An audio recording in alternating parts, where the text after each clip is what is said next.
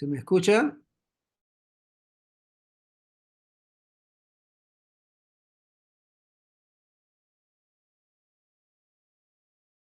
Sí, doctor. Maleable, échale nariz. Un segundo. Disculpen los errores técnicos.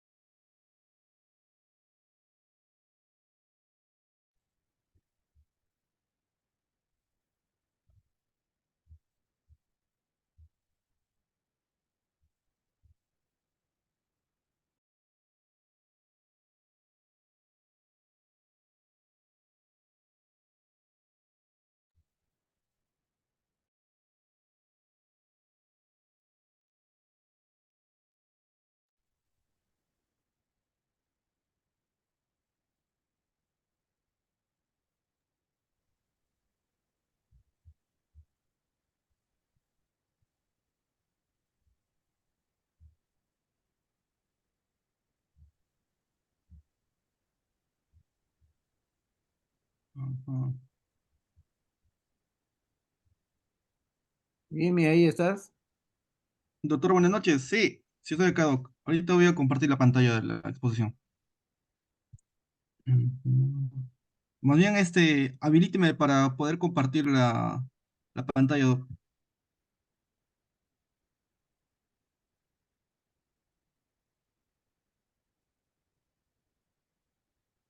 Ujú, ya.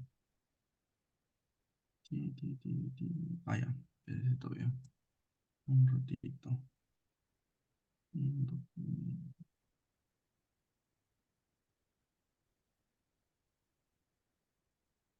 Ujú,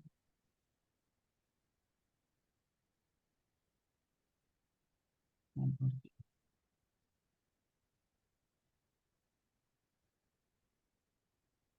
Ok.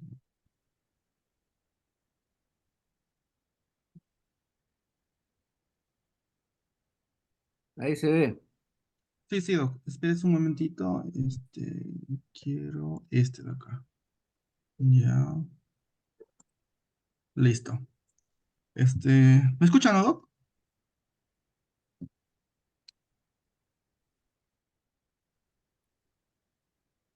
Te voy a Ya. presentar, ¿ya? Ya, doc. Ya, está bien. Buenas noches con todos. Disculpen la tardanza. Este ha sido a veces el trabajo del día a día no nos permite a veces estar al pie del cañón, ¿no? Pero ya estamos. Es un tema bastante interesante. Es común en el medio las vertebroplastías, pero son poco comunes las sacroplastías y femoroplastías, acetabuloplastías, iliacoplastías, escapuloplastías, etcétera, etcétera, ¿no? El doctor Jimmy Paul Núñez Conto, nos visita desde la ciudad de Ayacucho, él es médico asistente del Hospital Regional de Ayacucho.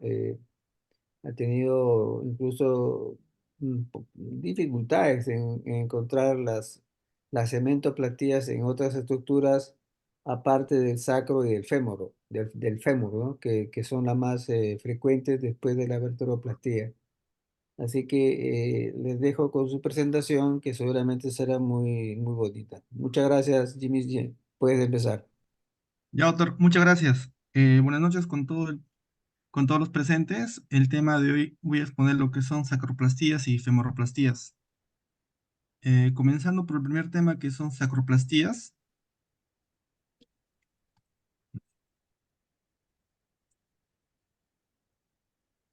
Eh, la introducción viene a ser, vienen a ser fracturas por insuficiencia sacra, ¿no? Son una fuente muy común en el cual estos van a ser dados por un dolor lumbar. y estos son causados por la osteoporosis. La osteoporosis es la causa más común de fracturas de pelvis. Las fracturas de pelvis son consecuencias de una tensión excesiva sobre un hueso debilitado. Las causas pueden ser un trauma mayor y menor, pueden ser por fracturas espontáneas por la insuficiencia sacra, que muchas veces son, en su mayoría son infradiagnosticados. Tienen una incidencia más o menos del 1 al 2% de las fracturas patológicas que afectan columna y pelvis. Sin embargo, estas fracturas a menudo se diagnostican erróneamente y no se reconocen. Eh, los riesgos de las fracturas por insuficiencia sacra son muy similares a las fracturas por compresión vertebral. Estas fracturas sacras van a tener lo que es pueden ser también traumatismos directos o asociados. Estos asociados vienen a ser por fuerzas de estrés continuas sobre un hueso ya debilitado por osteoporosis o también por la radioterapia, ¿no? Que se va a denominar lo que es una fractura de estrés o insuficiencia. El tratamiento que va a ser en ese tipo de pacientes van a abarcar desde el no intervencionista, intervencionista y quirúrgico. Las fracturas inestables son aquellas que están asociadas a lo que es el síndrome de cola de caballo. Estas van a estar solucionadas por manipulación cerrada, reducción abierta o procedimientos de fijación interna. Los procedimientos de reducción abierta, en comparación con la reducción percutánea, van a tener mayor riesgo, especialmente lo que son las infecciones. En el tratamiento pasado de este tipo de pacientes, era un tratamiento que se basaba en base al reposo en cama, manejo con analgésicos opiáceos, uso de andadores con carga parcial de pesos, movilización temprana y corsés lumbosacros o pélvicos. Van a haber complicaciones conocidas por periodos largos de inactividad, trombosis venosas profundas, embolias pulmonares, disminución en la fuerza muscular, alteración en la función cardíaca, atelectasias, neumonías, estreñimiento, lesiones cutáneas e úlceras.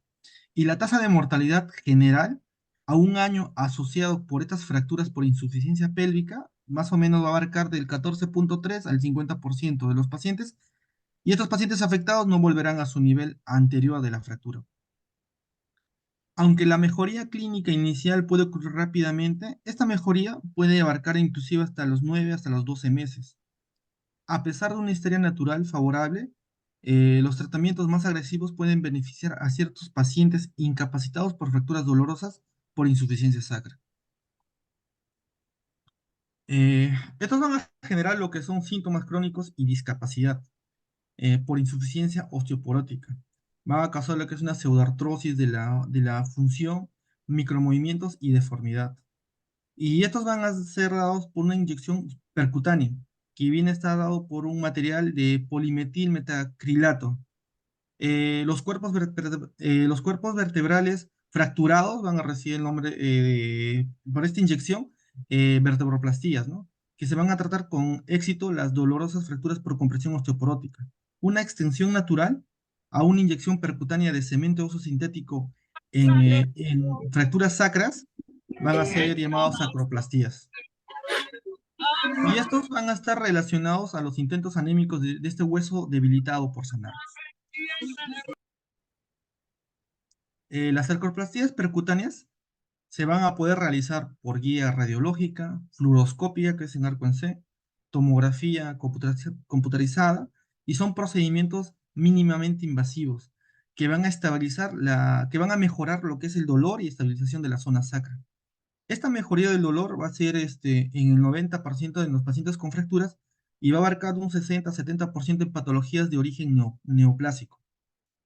Obviamente que va a haber una acción combinada, que va a ser una neurólisis química, que viene a ser una ablación termal neural, y una estabilización y fijación de la fractura sacra. La epidemiología lo que va a abarcar son pacientes con cáncer avanzados, en el cual estos tipos de pacientes van a tener niveles aumentados de dolor, y que se va a estimar en un aumento del dolor de un 62 a un 86%. Va a haber metástasis.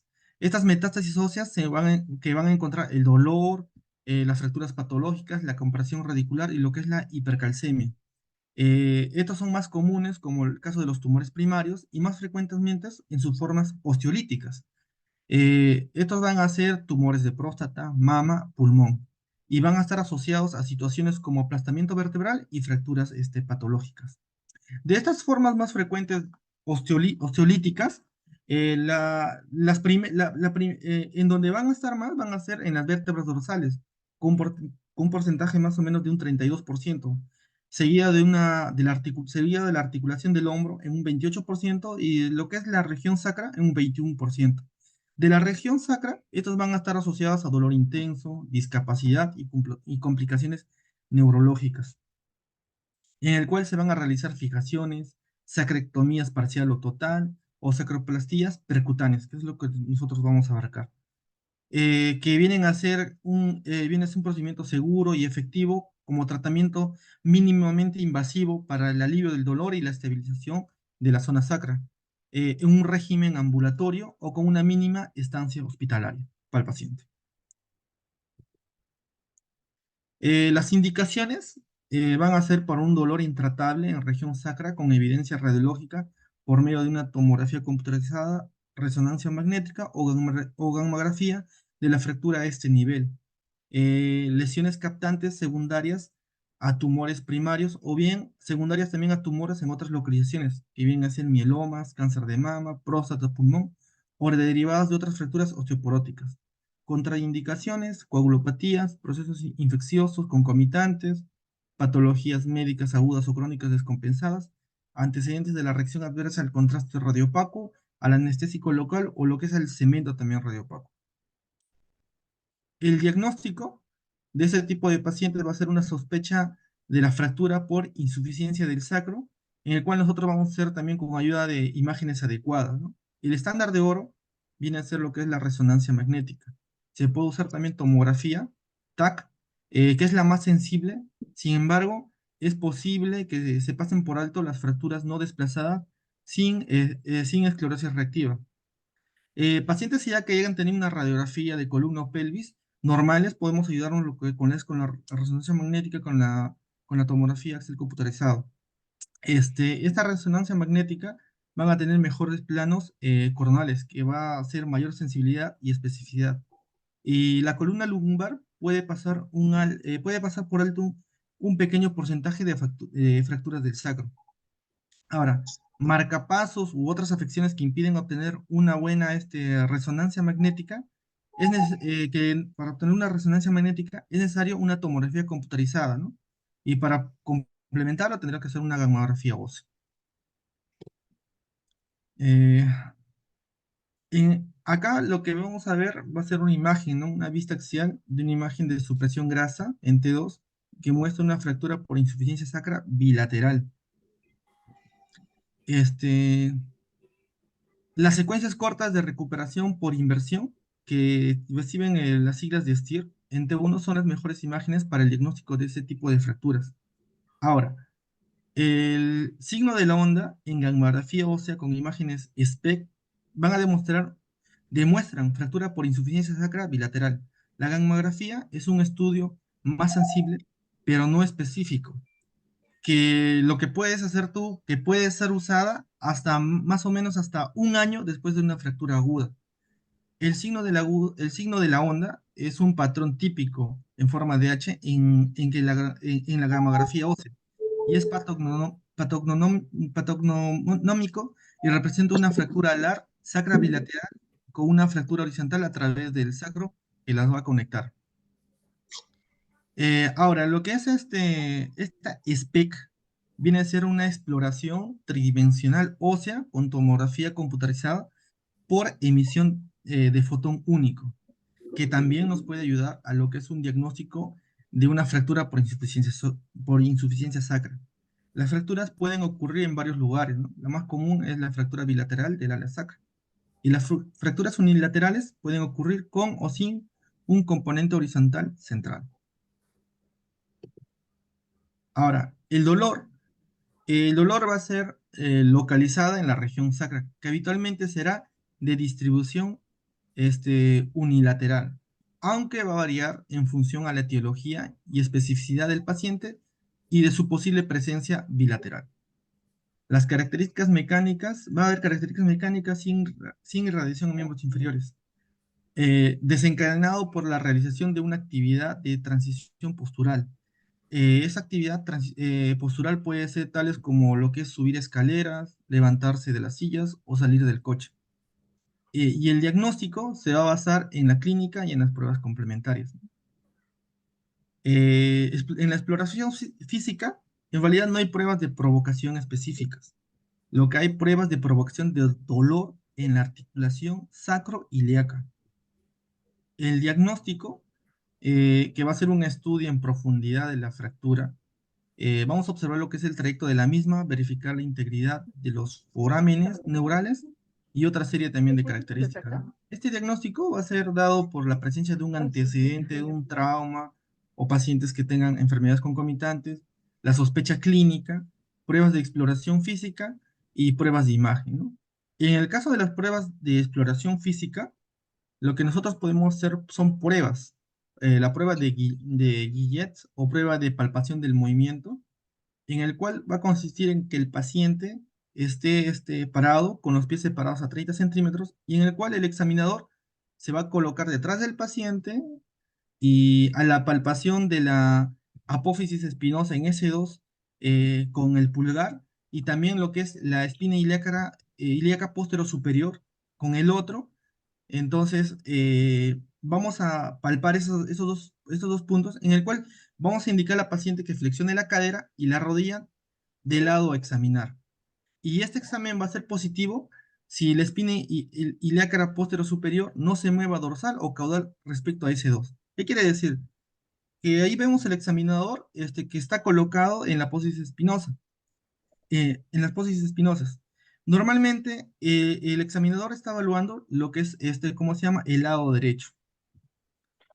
Si esos dos pulgares, si el pulgar del lado derecho no se mueve, tanto para arriba o sea para abajo, entonces el examen va a ser positivo.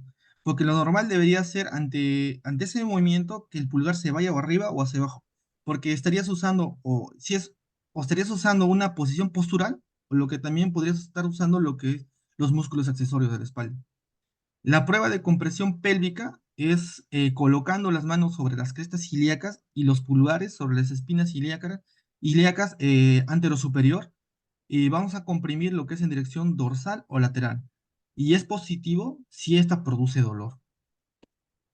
También tenemos la prueba de Patrick o Faber, en el cual es el paciente en decúbito supino con la rodilla y la cadera flexionada a 90 grados, como lo vemos al examinador, en el cual va a colocar el pie sobre la rodilla contralateral y vamos a desplazar lentamente el muslo en un movimiento de aducción y lo que es también una rotación externa. Y es positivo cuando hay dolor.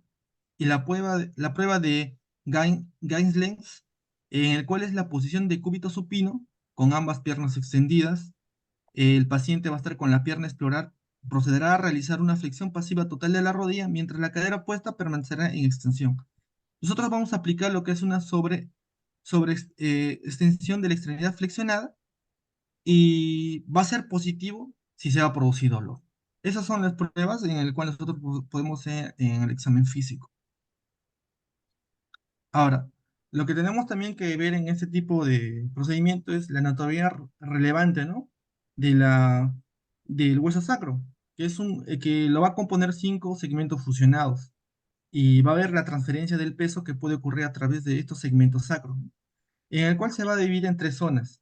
La primera zona va a ser la zona 1, en el cual va a involucrar lo que es el ala sacra, en el cual esta no va a contener lo que es el agujero sacro o el canal central. La zona 2 involucra solamente lo que son los agujeros sacros, pero no va a involucrar lo que es el canal central. Y la zona 3 solamente va a involucrar lo que es el canal central. Y las fracturas de estas zonas se van a asociar más a lo que es anestesia en silla de montar, y va a haber, y va a haber pérdida también del tono del esfínter, debido a que hay una lesión en la cola de caballo. Este hueso sacro es un hueso corto, impar, central y simétrico. Hola. Va a haber una fusión de las 5 vértebras sacras, ¿no? Que tiene la forma de una pirámide. Hay que destacar también que tiene 4 caras, 2 laterales o alas del sacro, una anterior y una posterior, una base y una vértice. Tenemos lo que son las crestas espinosas, que van a corresponder a la apófisis espinosa de la tercera y la cuarta primeras vértebras sacras, 2 crestas laterales correspondientes a lo que es a la apófisis transversa, 4 agujeros de salida en la cara anterior y posterior que se corresponden con los agujeros de conjunción, una proyección anterior del borde de la base denominada lo que es el promontorio del sacro, y ese promontorio del sacro nos va a servir como punto de medición de la pelvis. Encontramos también lo que es el hiato sacro y las 2 apófisis articulares para la articulación con la última vértebra lumbar, que es la L5, y 2 carillas articulares inferiores para la articulación con la porción coxígea. Las fracturas por insuficiencia sacra más comunes se van a clasificar en la zona 1. Estas fracturas van a correr paralelas a la unión sacroiliaca a lo largo de todo el ala sacra. Al visualizar estas fracturas del sacro, mediante técnicas de imagen, hay que tener en cuenta las consideraciones técnicas cuando se decida realizar un aumento del sacro. Estos de acá van a ser, va a depender mucho de identificar correctamente las siguientes estructuras, ¿no? Claves para una sacroplastía exitosa, ¿no? El sacro. Vamos a incluir lo que son los bordes posteriores, anteriores y superiores, los 4 agujeros sacros bilaterales, la articulación sacroiliaca y el canal sacro. Y lo que también tenemos que tener en cuenta a la hora de realizar una sacroplastía también son estos aspectos relevantes. En el recto está separado del ganglio por una capa de grasa extraperitoneal y tejido conectivo, las raíces nerviosas que salen del agujero sacro, los nervios sacros que viajan dentro del canal sacro y los músculos erectores de la columna. Ahora, las preocupaciones básicas y contraindicaciones. Las preocupaciones básicas sobre la inyección van a ser estas, ¿no? O sea, los pacientes inmunocomprometidos que tienen potencialmente un alto riesgo de infección. Esto es particular relevancia en pacientes con tumores malignos, cáncer metastásicos con masas locales en la región, trombocitopenias o coagulopatías, la posición boca abajo que puede ser difícil si el paciente tiene fracturas pélvicas asociadas, posible perforación rectal si la aguja avanza demasiado hacia adelante y posibles daños a los nervios si la aguja avance hacia el canal o agujero sacro. Las contraindicaciones para este tipo de inyecciones es infecciones sistémicas o localizadas, coagulopatías, anatomía distorsionada o complicada, déficits neurológicos agudos relacionados a las fracturas y rechazo también del paciente. Hay que sopesar la relación entre los posibles beneficios y las posibles complicaciones. Y las sacroplastías deben considerarse tempranamente en lo que es en el algoritmo del tratamiento en los pacientes correctamente indicados. Las consideraciones preoperatorias que debemos tener es un consentimiento informado, anticoagulación, examen físico del área en busca de infección, ulceración de la piel o necrosis. Si el paciente debe poder permanecer boca abajo durante la duración prevista del procedimiento, un acceso intravenoso para líquidos y fármacos para la sedación o hipotensión si el paciente experimenta una reacción vasovagal o una reacción al cemento, ¿no? De polimetilmetacrilato. Se debe dar una buena explicación adecuada frente a estas posibles complicaciones del paciente. Y esto es menos preocupante que para una inyección epidural, pero sigue siendo una preocupación, ya que hay una alteración inherente al tejido por la introducción de una aguja. El equipo que se va a usar son trócares de vertebroplastías, cemento, jeringas.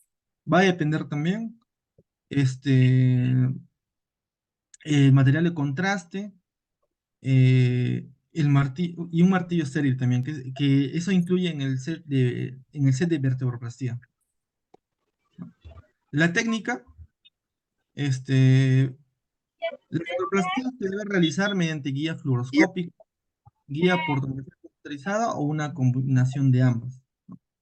Al visualizar el sacro bajo guía por tomografía computarizada, la elección del sitio de entrada depende de las líneas de fracturas, ¿no? Acá tenemos lo que son, en esta imagen tenemos lo que es unas fracturas horizontales y y paralelas también, ¿no?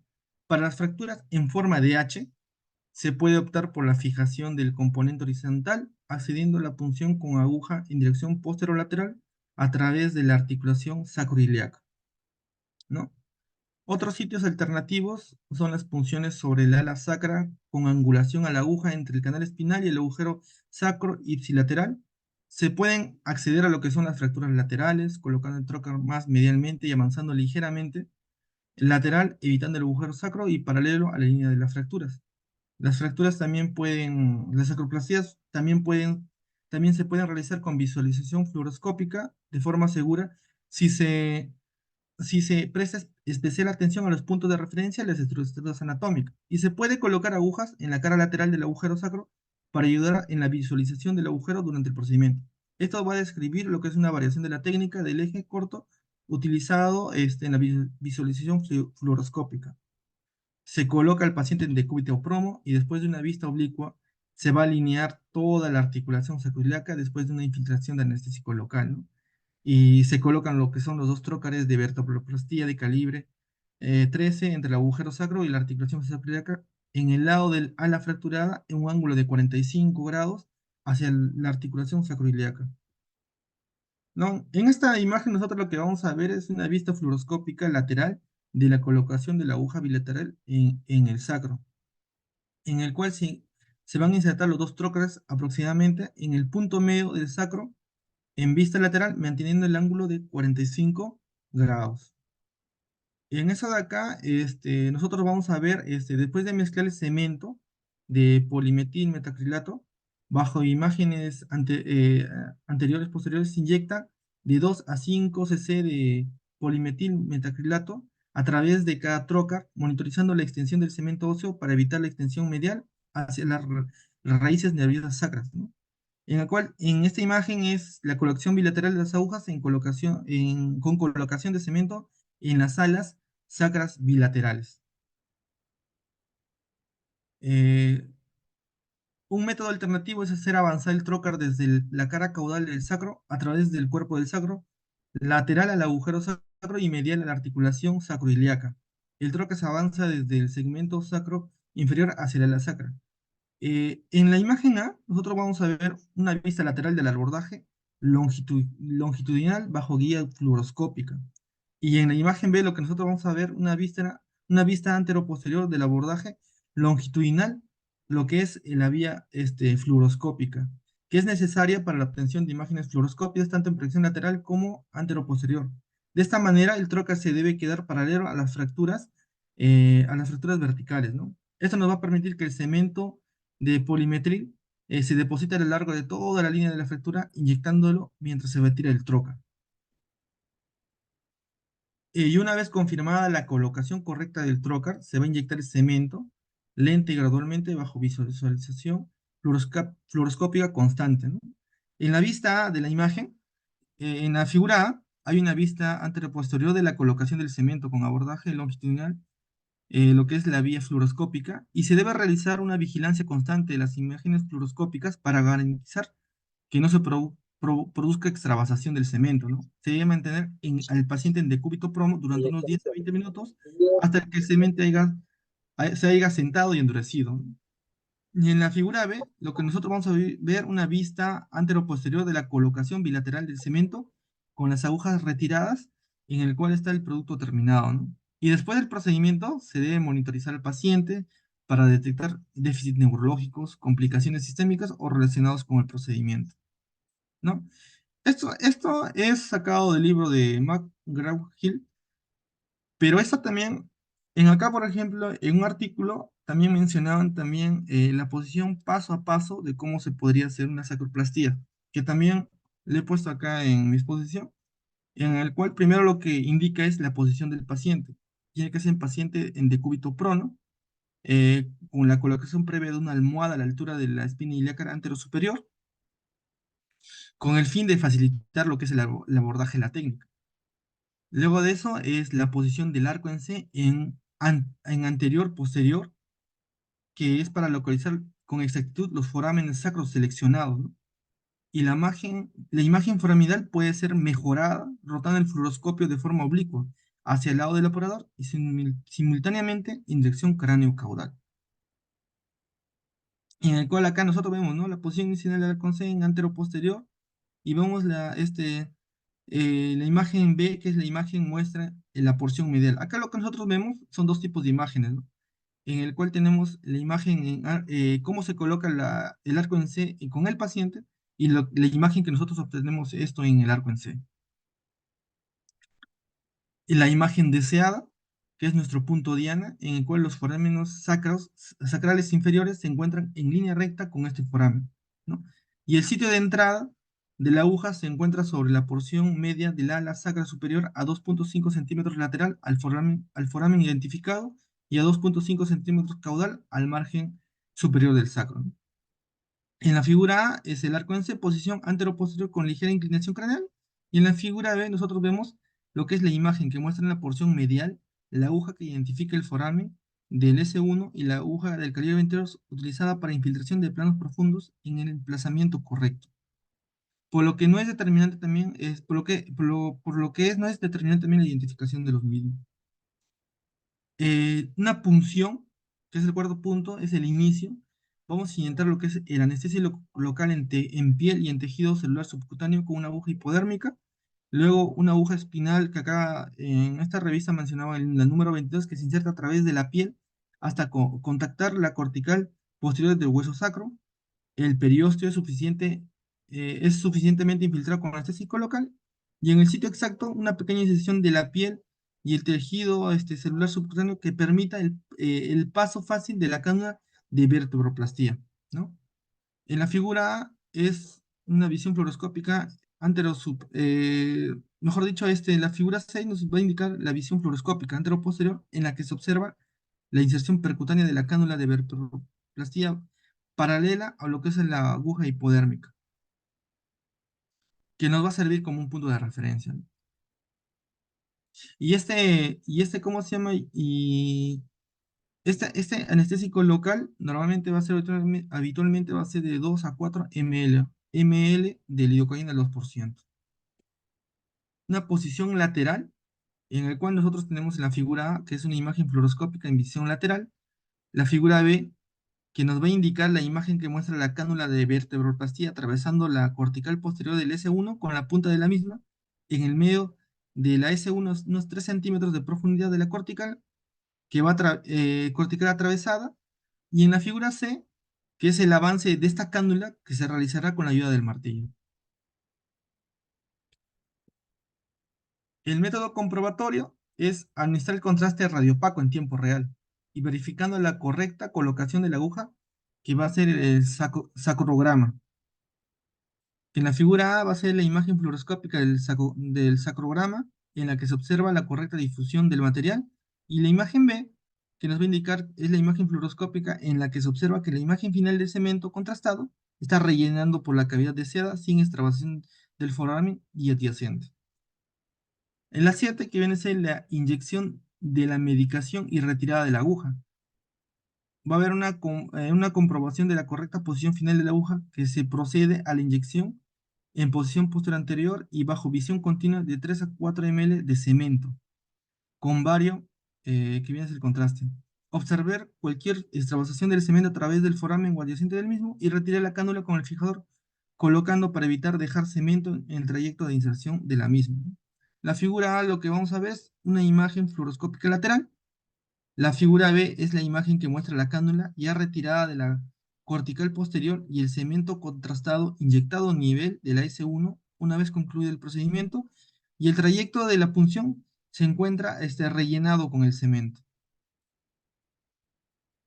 Posibles complicaciones de este procedimiento: infección, sangrado, perforación rectal, síndrome de cola de caballo, raíz nerviosa o inyección intraforaminal, inyección intravascular, osteotitis o periostitis, hematomas, la dispersión involuntaria del cemento que puede provocar disfunción motora, sexual o intestinal. Algunas perlas que nos menciona el libro, en realidad, es al inyectar, comenzar siempre antero-posterior para asegurar que el cemento no se extienda medialmente. En vista lateral hay que mantener la aguja en el tercio medio de los segmentos sacros para frenar la migración del cemento. Hay que realizar siempre un examen neurológico para asegurarse de que el paciente tenga la fuerza adecuada en las piernas antes del alta, y la resonancia magnética de la columna lumbar puede no ser suficiente. Entonces la resonancia magnética del sacro es el estándar de oro. Si el paciente no puede someterse a una resonancia magnética, puede hacer lo que es una TAC y una gamografía ósea con imágenes SPECT, ¿no? Como lo dije. Cuando utilice el enfoque longitudinal, hay que permanecer lateral a los captares neurales. Hay que inyectar también lo que son pequeñas cantidades incrementales de polimetil metacrilato con visualización frecuente tanto en la vista P como lateral, ¿no? Si se produciría una extravasación de este cemento, deja de inyectar y hay que permitir que el cemento se endurezca un poco en esta área, lo que puede permitir continuar inyectando en otra área sin extravasación adicional, ¿no? Y esto es lo que he recapitulado, lo que he encontrado, o sea, lo que he encontrado en el tema de lo que son las sacroplastías. En el tema de femoroplastías, en realidad la información en femoroplastías es muy poca información que hay, porque es más lo que es más intervencionismo, lo que es en traumato y lo que es en radiología intervencionista, lo que también hacen también lo que es las artroscópicas sin cementación. Como lo dijo el doctor, el tema de vertebroplastías, hay bastante tema, bastante información. He seguido del tema de sacroplastías que también hay información menos que las vertebroplastías, y en femoroplastías hay menos temas que las sacroplastías, ¿no? En el caso de las femoroplastías, lo que he encontrado más son revistas en el cual están enfocados a metástasis, ¿no? A pacientes oncológicos, ¿no? Y estas son las revistas que he encontrado. Ahora, la femoroplastía es un procedimiento quirúrgico, ¿no? En el cual trata lo que es el tratamiento del pinzamiento de leva, que lo voy a explicar. El pinzamiento femoroacetabular viene a ser lo que es una fricción excesiva de la articulación de la cadera. Este daño puede ocurrir en el cartílago articular, ya que es una superficie blanca y lisa, en el tejido del labrum, en el cual el revestimiento del borde es el revestimiento del borde de la cavidad. Y este pinzamiento leva es una forma de pinzamiento de cadera, conocido también como pinzamiento femoroacetabular. Este pinzamiento femoroacetabular, este leva es un elemento mecánico que está sujeto a un eje en un punto que es excéntrico a su propio centro geométrico. Y debido a la presencia de estas irregularidades óseas, la cabeza femoral y el acetábulo se rozan entre sí, lo que provoca daño y dolor en esta articulación de la cadera, ¿no? Así como hay una disminución del rango del movimiento de la cadera, y el cartílago articular o el tejido del labrum puede deshilacharse o rasgarse después de una fricción repetida. Y esto va a ser generalmente debido a una formación excesiva de hueso. Esta falta de redondez y exceso de hueso provoca un contacto normal entre estas superficies. Este pinzamiento leva va a afectar obviamente lo que es el lado femoral de la articulación de la cadera. Ocurre cuando la cabeza y el cuello femoral no son perfectamente redondos, ¿no? Las femoroplastías implican la eliminación de la lesión de la leva, que es la anomalía ósea, en el fémur, y en la remodelación de la unión de la cabeza y el cuello del fémur, que es una esfera redonda, ¿no? Como lo estamos viendo, ¿no?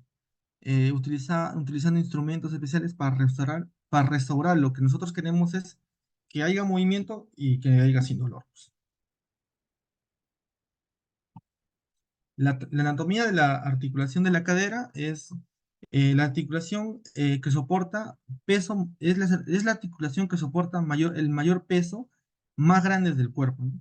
Es una articulación esférica en la que la cabeza del fémur tiene la forma redondeada y el acetábulo pélvico forma la cavidad.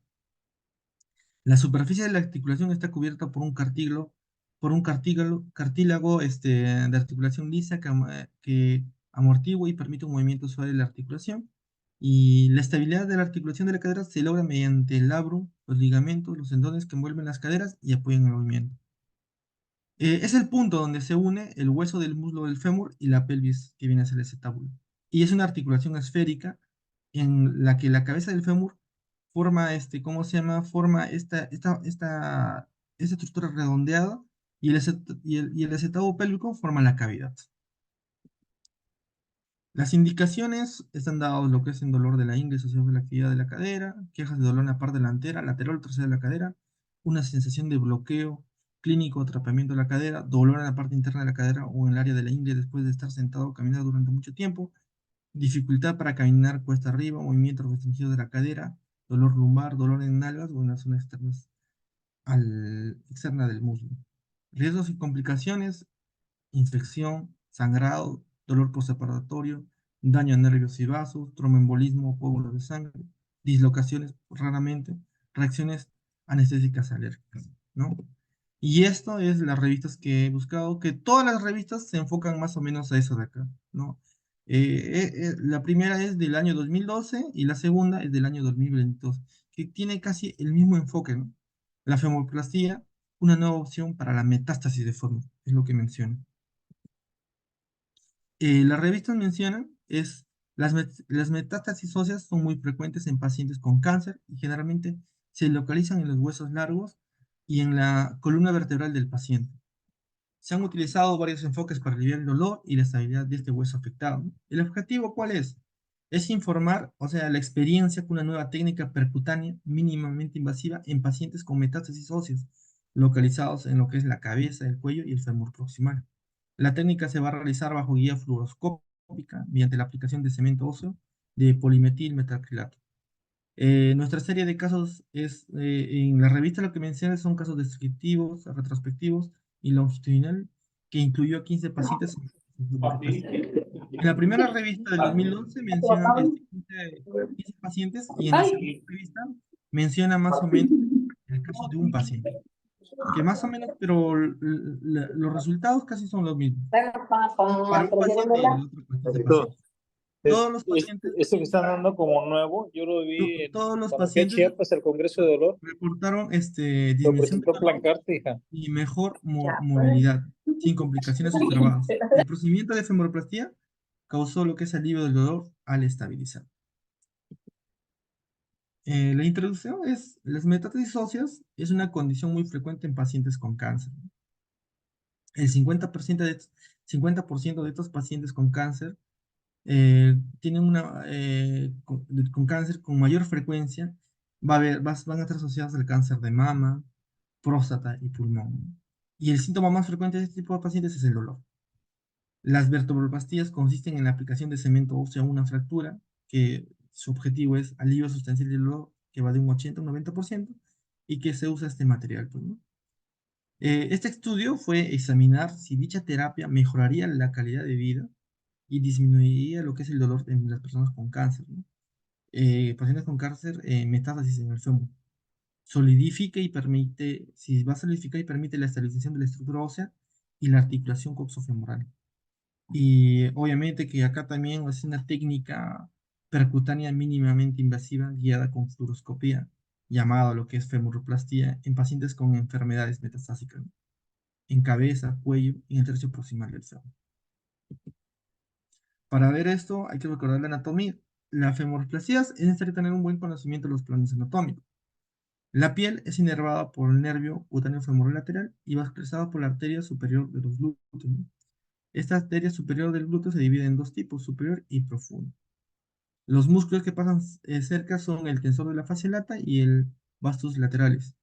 La región medial y lateral de trocánter mayor del fémur, entre el punto de encuentro entre los glúteos medios y vastus laterales.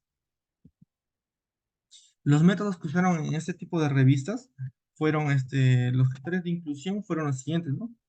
Pacientes con malignidad primaria de lesiones pulmonares, mamarias, prostáticas y metástasis en cabeza, cuello y proximales de un tercio del fémur.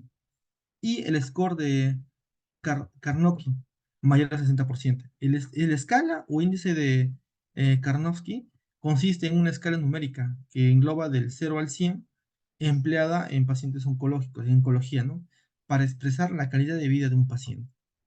Los criterios de exclusión fueron los siguientes, ¿no? Deterioro de la coagulación y la disfunción plaquetaria, infección local en el lugar del procedimiento propuesto, y lo que es una disfunción cognitiva. La técnica, la presión arterial, la oximetría de pulso y y el EKG fueron monitorizados continuamente durante el procedimiento, ¿no? Hay una sedación consciente que se logró con fentanilo, propofol y midazolam, administración de 1 gramo de cefalosporina intravenosa para profilaxis antes de iniciar el procedimiento. Fluoroscopía, la pelvis de los pacientes y la cadera coproductiva se tomaron en posición anteroposterior. Se colocó al paciente en posición de cúbito lateral con el lado afectado hacia arriba y la cadera ligeramente flexionada.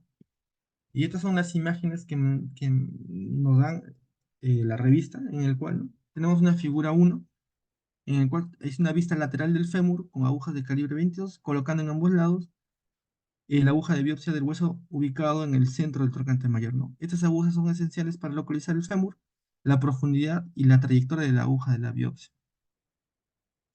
Y la figura 2, que es una vez que la aguja de la biopsia tocó el hueso, se avanzó a través de la región cortical del trocánter, utilizando vistas laterales y del túnel para la orientación, ¿no?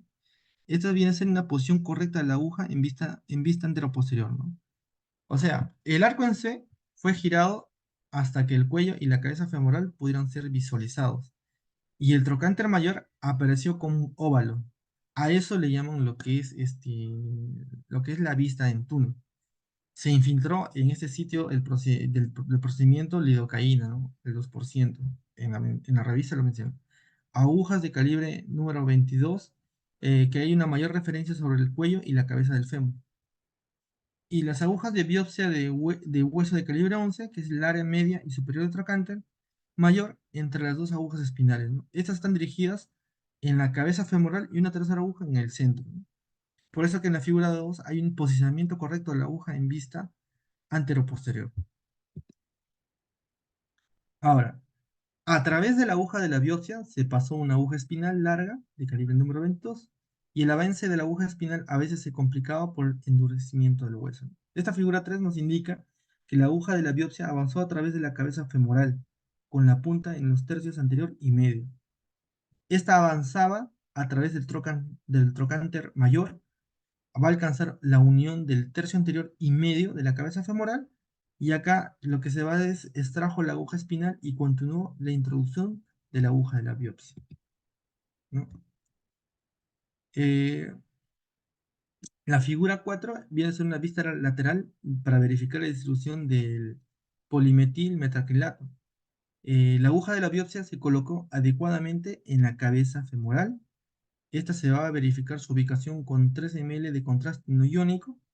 Y si era necesario, la aguja fue reposicionada y acá se va a hacer la administración del material utilizando la guía fluoroscópica vista lateral mediante fluoroscopía en tiempo real. Y para evaluar el patrón de llenado e identificar fugas del espacio articular, claro, mejor dicho, también, todo esto de acá, la fluoroscopía nos va a ayudar para evaluar lo que es el patrón de llenado, e identificar fugas, ¿no? Que se puedan dar en este espacio articular, en las venas o lo que es en el músculo. Y la preparación de polimetil metacrilato se mezcló con una consistencia semilíquida y se extrajo en jeringas de 1 ml. Esta se va a dar la administración del material, se realizó bajo imágenes fluoroscópicas en la posición posterior anterior y vista lateral. Va a haber un llenado satisfactorio del hueso afectado y va a haber la cantidad, y la cantidad de este material va a variar.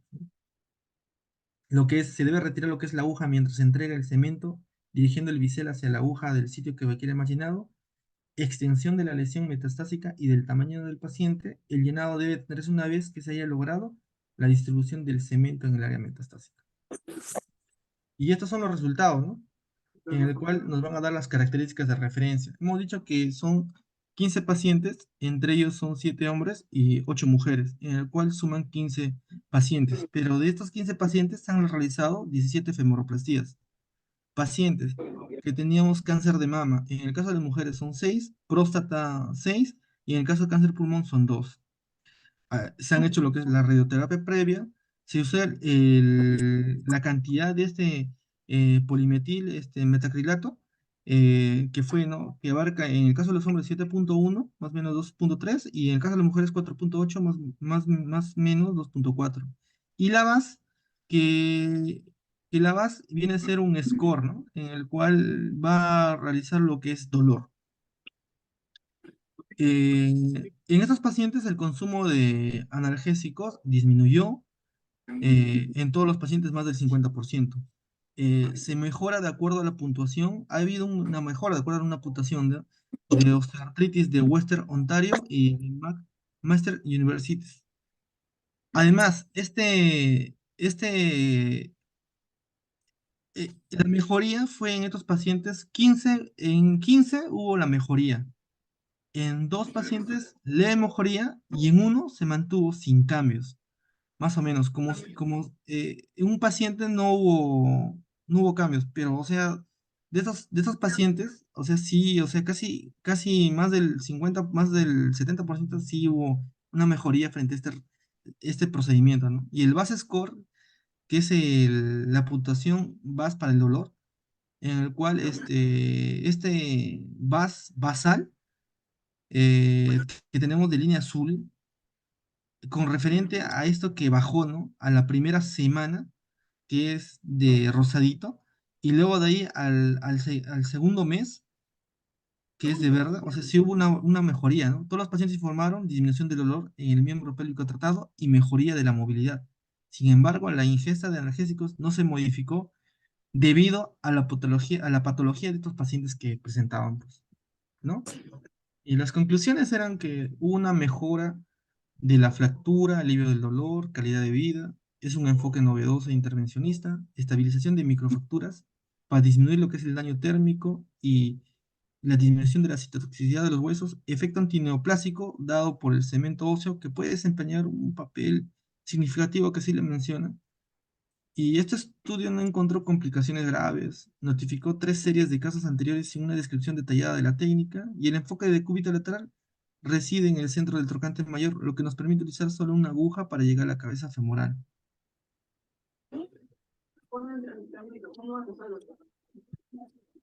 Y eso es todo, Doc, lo que he buscado de femoroplastías y sacroplastías. Muchas gracias. Muchas gracias a ti, Jimmy. No sé si hubiera alguna pregunta en el auditorio.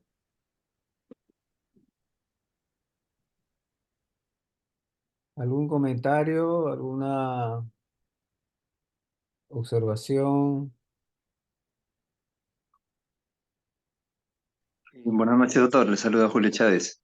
Oh, Julito, ¿cómo estás? Excelente exposición del doctor Jimmy.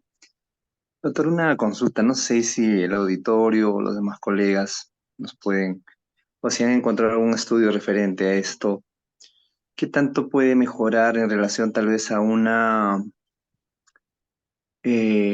este tipo de procedimientos frente a la radioterapia, ¿no? ¿Qué tanto mejor puede ser o en todo caso qué tan efectivo puede ser en mejorar el dolor y mejorar lógicamente pues el sistema de calidad de vida del paciente, ¿no?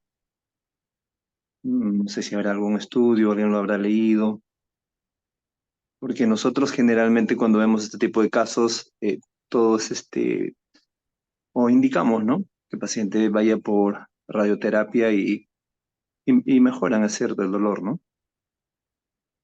Mira,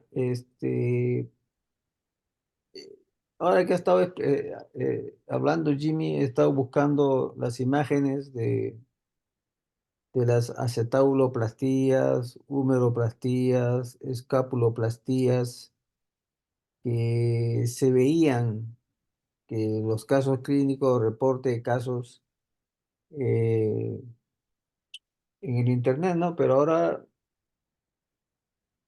veo menos. Y al parecer están más colocando sus placas y sus tornillos, ¿no? Eh, Esa es una pregunta que yo me he hecho a tu edad, digamos, en tu época, y he tenido pacientes que por ejemplo, eran fractura vertebral, pero ya tenían programado o el oncólogo ya había programado una radioterapia, ¿no? Entonces era la disyuntiva, o yo le proponía la vertebroplastia o dejaba que lo hiciera el oncólogo, hiciera la radioterapia, ¿no? Entonces yo honestamente pienso que no hay no hay, no es que una sea más efectiva que la otra en cuanto esté bien indicado, ¿no? El tema es de que la vértebra funciona mucho más rápido que, que la radioterapia. La radioterapia son varias sesiones, ¿no? Entonces, hasta que la estén movilizando, que le haga una sesión, ponerle su morfina, su bolita subcutánea para que tolere la otra sesión, y en cambio en una sola procedimiento intervencionista tú puedes quitarle el dolor, ¿no? Ahora, la acción exotérmica de tu metacrilato va a quemar las células tumorales, ¿no? Eh, en algún momento se me había ocurrido incluso, por ejemplo, entrar en el pedículo y meter tu cánula de radiofrecuencia curva, por ejemplo, y moviéndolas en forma de la aguja del reloj, ir quemando intravertebral las células neoplásicas, sacabas tu cánula de radiofrecuencia y ponías después el cemento, ¿no? Eh, Solo una vez intenté una sacroplastía, pero yo no sé por qué, pero la aguja de la vértebra no pudo perforar ese hueso sacro, ¿no? Y meterle martillo no me gustó, no me gustó esa idea, fue en el hospital, era una fractura, no me recuerdo si era por metástasis u otro tipo, ¿no? Eh, en el reporte de la literatura hay, pues, ¿no? El tema, por ejemplo, hace un mes llegó una paciente al consultorio con una fractura patológica de fémur, ¿no? Y era, bueno, estaba abierta, o sea, no era totalmente cerrada la lesión. Le pedí una tomografía con la idea de hacer una femoroplastia, ¿no? Y ya cuando llegó con la tomografía, ya la paciente estaba, digamos que confinada a la cama. Entonces, ¿cuál era el beneficio ya de una paciente que por la enfermedad misma está confinada a la cama? ¿Qué tanto vas a lograr con una femoroplastía en cuanto a movilidad, ¿no? Mm, Yo creo que ahí me faltó un poco más de atrevimiento y con todo, este, es entrar y hacerle, no te queda de otra, ¿no? Incluso sin que importe mucho la parte económica, ¿no? Porque es como que si estuvieras dentro de tu entrenamiento, ¿no? Eh, el doctor, por ejemplo, Asenjo, hace muchos años, nos comentó de una paciente que era oncológica y tenía dolor cuando se sentaba, ¿no? Bueno, pensaron varias cosas, etcétera, y cuando le hacen la resonancia y esas cosas, tenía metástasis en el isquion, en ambos isquios, ¿no? O sea, que es donde se sienta. Y él le hizo una cementoplastía en los isquions, ¿no? Y le fue muy bien, ¿no? La paciente se pudo sentar, todo excelente, y no hubo que pasar por radioterapia. El doctor Plancarte comenta el caso de una abogada mexicana, fiscal, que tenía su CA de mama, la señora sabía, pero estaba operativa, pero le saltó una meta en la cadera, ¿no? Y la señora necesitaba exponer, hablar, en fin, que era una autoridad, algo así. Y bueno, acudió donde el mejor, pues el mejor era el maestro Blancarte, ¿no? Y le hizo una femeroplastía, ¿no? A los 2 días la señora estaba en su evento hablando sobre su tema, ¿no? O sea, debemos entrarle a esas lesiones. Ahora, si estás en el hospital, con mayor razón, ¿no? O sea, la doctora Estrella del Mar ha tenido y tiene una fineza muy buena, ¿no? Ella ha puesto a una paciente con una vértebra aplastada microscópica, por decirlo así. Introdujo una aguja epidural número 18 y a través de la 18 metió cemento, ¿no? Una vértebra. O sea, ¿por qué no podemos hacer unas mini cementoplastías, ¿no? Entiendo ahora que en el Toma almenar calientita.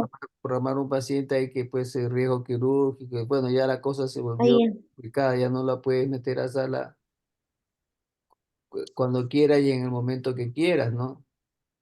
Ahora es posible que de repente yo esté un poquito desfasado del asunto y ya sea como dice Jimmy o como estoy viendo, no, solo que a veces me falta de no seguirlos a los residentes en sus posiciones. Es un tiempo más que uno debe invertir en buscar la bibliografía para acercárselo a ellos, para que ellos puedan llegar con el mensaje que yo quiero, ¿no? El mensaje es que no solo podemos hacer vertebroplastías, ¿no? Esta semana ha sido una semana de vertebroplastías con la doctora Estrella. Eh, Hemos tenido la suerte de poder aprender en el Hospital Almenara con sus altas y bajas, tú sabes, a veces remando contra la corriente porque para muchos lo que hacíamos nosotros era intrusismo, ¿no? Sin embargo, logramos que la institución como tal nos comprara los kits de cementos para la unidad de terapia del dolor, ¿no? O sea, demostramos que sí podíamos hacer las vertebroplastías, ¿no? Eh, entonces, la idea es no quedarse ahí, ¿no? Por ejemplo, esta señora que te digo de la femoroplastía, o sea, hablando así en cristiano, yo arrugué, ¿no? Eh, Nunca había hecho una femoroplastía. Parte del fémur, del tumor ya había roto la cortical ósea, ¿no? Entonces, creo que ahí era tomar al toro por las astas nomás y con una aguja de biopsia hueso número 13 entrar una de repente por arriba y una por abajo y poner pues solo 1 centímetro de cemento o 2 centímetros de cemento y nada más, ¿no? Y eso puede funcionar como método analgésico. La reacción exotérmica es la que calma el dolor. Ya tendría que haberle puesto más volumen para estabilizar ese fémur como para que lo pueda usar para pararse, ¿no? Eso ya es otra historia, pero quizás la ciencia al respecto está demostrando que mejor es poner unos cuantos tornillos y que eso va a dar más estabilidad, que son tornillos cementados con sus placas respectivas que unas- una cementoplastía pura, ¿no?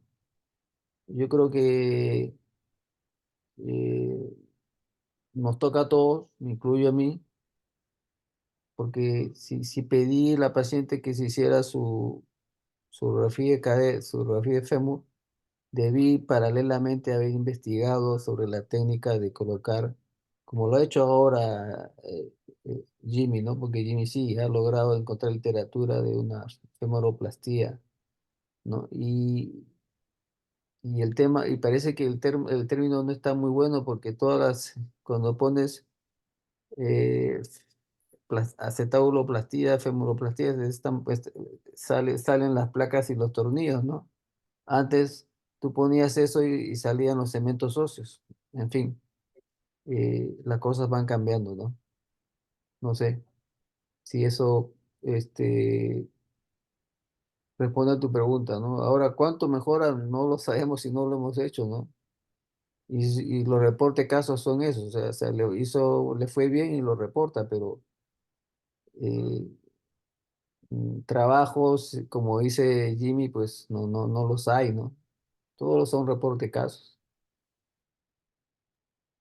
Y doctor, este tema de las femuloplastías, lógicamente está reportado, como usted menciona, en casos, en pacientes oncológicos, ¿no? Y en pacientes no oncológicos probablemente también debe existir, sino que no están reportados. Le comento un caso de una paciente con secuela de polio que había tenido una fractura patológica de cuello y fémur. Y bueno, esto prácticamente los traumatólogos no optaron por hacer nada, ¿no? El tema quirúrgico, ni tampoco la manera de estabilizarlo, porque la cadera era muy inestable, muy doloroso, un dolor de 10/10. Eh, Optamos por hacer algunos tipos de bloqueo, radiofrecuencia. Mejoró el dolor, es cierto. Bueno, el dolor neuropático, pues al final quedó ahí, ¿no? Eh, bueno, hubiera sido una buena opción hacer esto, pero no era una paciente oncológica, pero también yo creo que no sería una limitante, ¿no? Para hacer este tipo de procedimientos. Definitivo, de acuerdo contigo. O sea, si nadie da apuesta, nos toca a nosotros. O sea, y es a veces donde nos ganamos algunos porotitos y nos ganamos el respeto y la confianza de los colegas, ¿no? Y así es que nos remiten pacientes, ¿no? Pero te van a llegar, Julito, te van a llegar y, va- y, y si nosotros con Estrella hicimos vértebro, pues tú vas a ser fémoro, pues, y otras cosas, ¿no? ¿Cómo será el estado del arte? No lo sé. El doctor Plancarte le gusta hablar mucho, pero en general no tenemos una visión global de cómo se está utilizando estos métodos. No lo hay. Como dice Jimmy no ha buscado y no ha encontrado consensos porque todos son reporte casos. Bueno, gracias, doctor.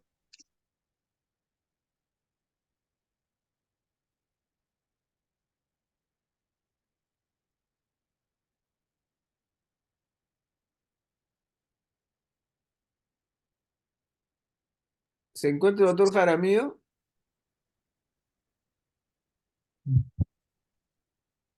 Hace una pregunta que ¿por qué no se utilizó IPO3? O sea, ozono intraperitoneal, ¿eso es lo que está diciendo?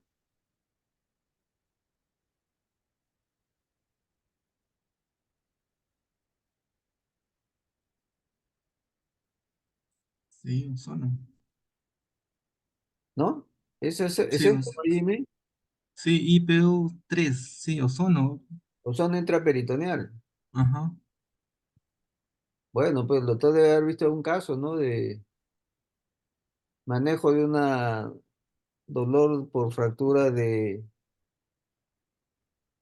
ya, Ozono digamos, la más intraperitoneal. sencilla, ¿no? Fractura de vértebra por metástasis y mejora con ozono intraperitoneal, ¿no? Ahí sí me agarró, ¿no?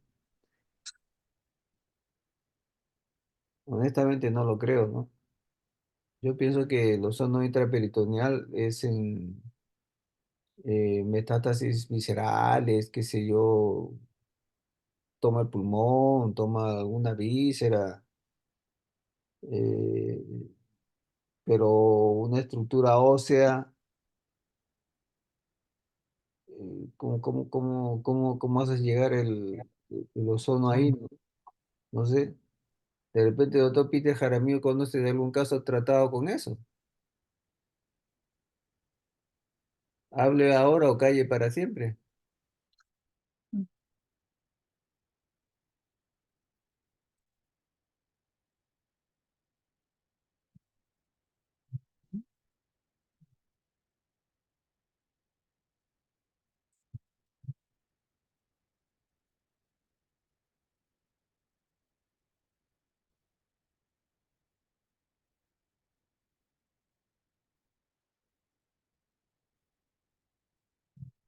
Ya fugó, no lo veo.